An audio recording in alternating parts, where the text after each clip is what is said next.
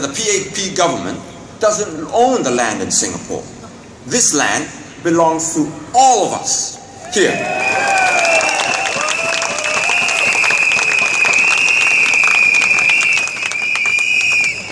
And it shouldn't be used by the government for profit and make life so stressful and tough for the citizens. Instead, land should be used for the common good of all the people and to make life easier for all of us.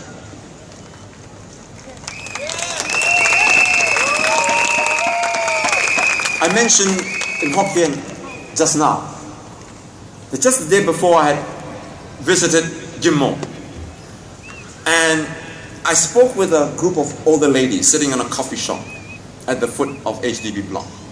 I talked to them about the cost of living and mentioned that a cup of coffee is so expensive nowadays.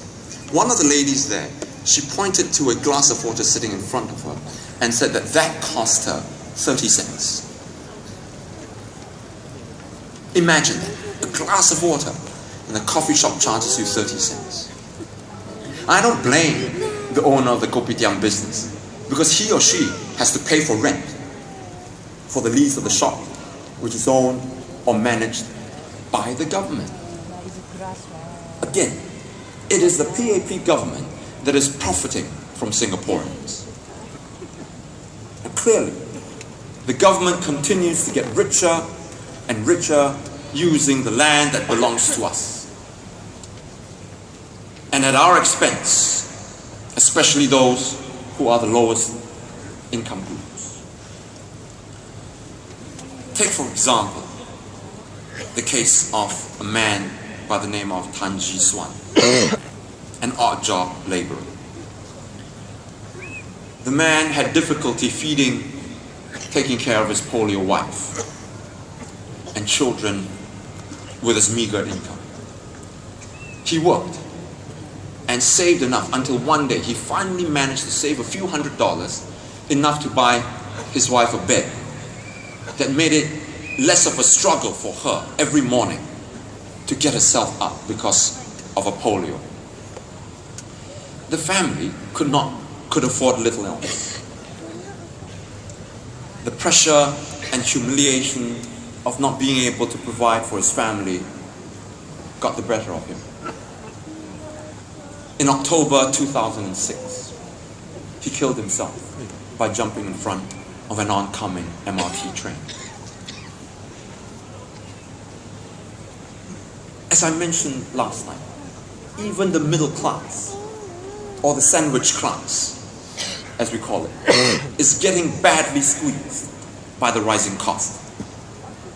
Many of you, we know, many of you cannot save because your expenses outstrip your wages.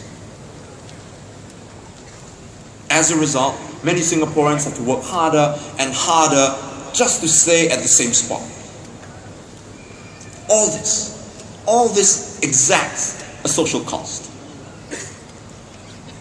A survey in 2013 on the social attitudes of Singaporeans showed that 55% of the respondents said that work demands had interfered with family time.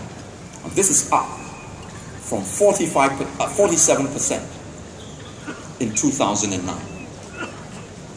This puts a tremendous strain on family relationships. The same survey showed that the proportion of divorced, separated, or widowed respondents who said that their jobs took time away from family more than doubled to 57% from 25% over the same period. Psychiatrists in Singapore, and this is an important statistic that you must remember. Psychiatrists in Singapore reveal that up to 90% of their patients are suffering from mental health issues caused by stress from work. I'm not making this up. You can look it up online. A survey conducted in 2014 by a group called Randstad Company found that Singaporean workers are the most stressed out lot in Asia. This is the situation that we have today. The PAP takes care of itself very well. And the ministers insist that they must be paid top dollar, otherwise they don't want to serve.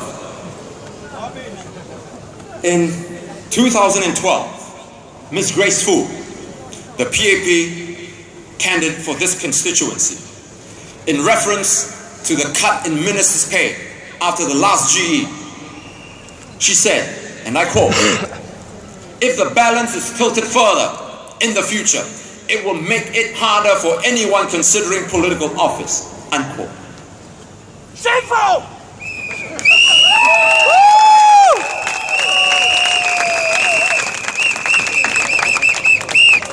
And then just last week, Dr. Vivian Balakrishnan said that there are only two kinds of people who would work without incentives: those who are wealthy and those who are corrupt. Do you know how insulting that is to the hundreds, if not thousands, of volunteers who are helping us and other organizations and who have never demanded a single cent in return?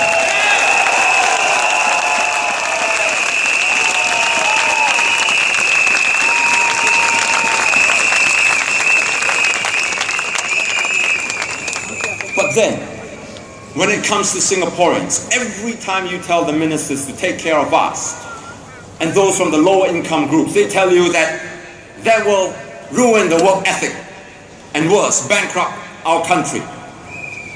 Mr. Liang Eng Hua, the candidate for Holland Bukit Timah GRC, did exactly this last night at a PAP rally, referring to our proposals like minimum wage, retrenchment insurance, healthcare financing. He said, quote, "The crazy economic ideas of the SDP will reverse our economy," unquote. But when they budget $104 million for the Youth Olympic Games in 2008, it's money well spent.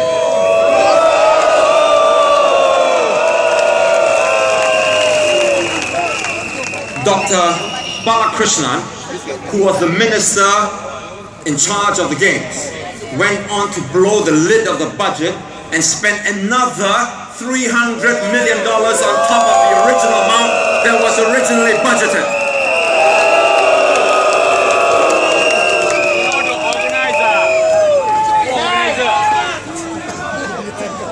But listen to this, and I want you to really think about the attitude of Dr. Balakrishnan. After it was pointed out to him that he had overspent the YOG budget by nearly 3 times, he said, and I quote, "If I knew it was going to cost this amount, would I still have proceeded to bid for the games? The answer is a definite yes." Definite yes, sir. Out of mind. Because of that money. Yeah. But when you ask that the CPF savings be returned to our retirees, the PAP says they will squander away their savings. How to manage your money? It's our money. Dr. Balakrishnan, if you are listening to my speech, and I'm sure you are,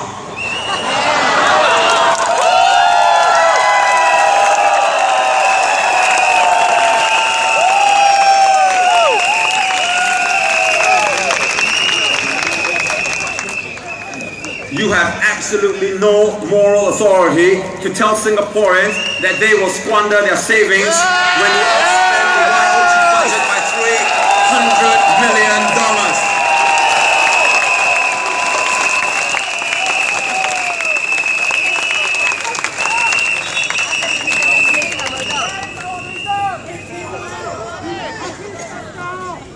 Fellow Singaporeans, I hope I don't have to tell you, I don't have to explain to you that the only reason that PAP dares to make such galling statements is because we don't have an effective opposition like the SDP in Parliament to hold it accountable.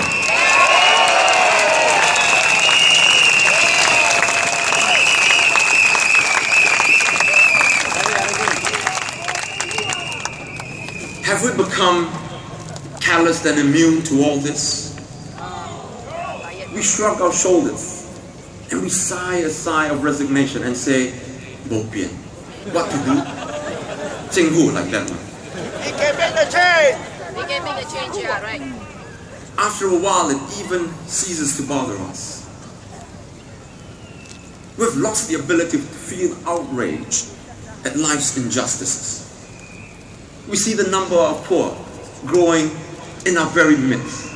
We see lines for free meals lengthen at temples. We see our elderly dragging their aching bodies to work so that they can earn a few dollars to feed themselves. Our workers hold down 2, sometimes 3 jobs just to earn enough to pay the bills. The younger ones are unable to find jobs that pay enough.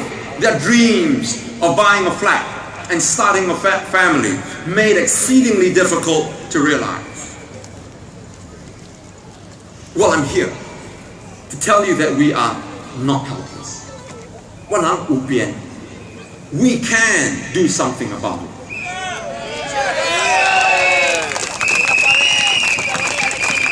I want to appeal to your hearts. But more importantly, I want to appeal to your minds. I want to reason with you. People have told me that I'm too academic. But I think that it is important that I reason with you and appeal to your sense of logic. Because if I don't, then all I have left is sensational rhetoric. Although nice to listen to, does you absolutely no good. I know that if I appeal to your intellect, to your sense of right and wrong, then I know that together we can make the right decisions.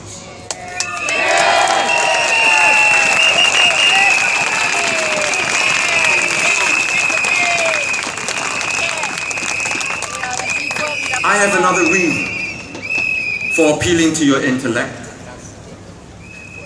If I appeal to your intellect, then we will not get into gutter politics. Now, some of our supporters, they make derogatory remarks about the PAP candidates. Please, That is rubbish. refrain from this. Because even when I disagree with Dr. Balakrishnan, I disagree with him with what he says. But I don't dislike him.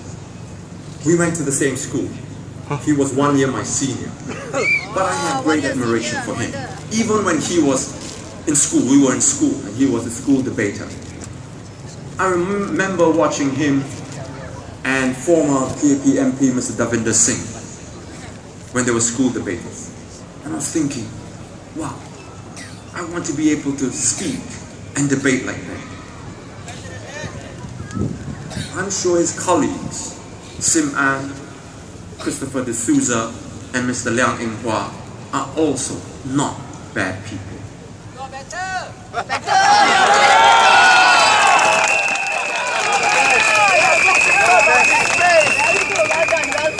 But this election is not about them.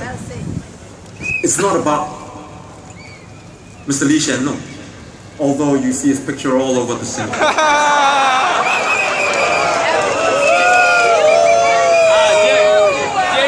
JB. It's not about our past. And it most certainly is not about me. It is about you. It's about how we want to build our future. About how what we want to do for Singapore. We, as citizens, we have the power and the ability to set the course for our nation, to take it to a better place. We must do this together, my fellow Singaporeans. We must do this together as a people. Many people have said to me, Aya, don't confront the government. The PAP will self-destruct in 1 or 2 elections. Just be there to reap the benefits. I've heard this over and over again, more than I care to remember in the 20 years that I've been in politics. But that's not what I joined SDP for. It certainly is an easier way, that's for sure. But I wanted to add my voice to the growing chorus of voices who see the problems and want to address them.